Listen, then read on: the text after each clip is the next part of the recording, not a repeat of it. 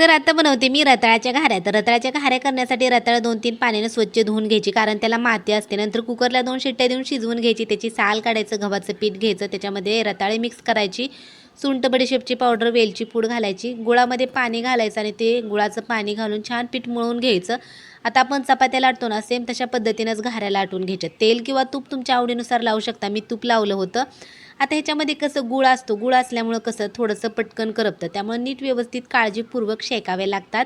आता मग मी ह्याच्यामध्ये हळद घालते, पण आता मी स्वतः पहिल्यांदाच केले असतील असं मला वाटते, कारण ह्याच्या अगोदर मी कधी केलेत का नाही आठवत नाही. पण मग मी हळद घालते, पण मी हळद घालायची विसरून गेली.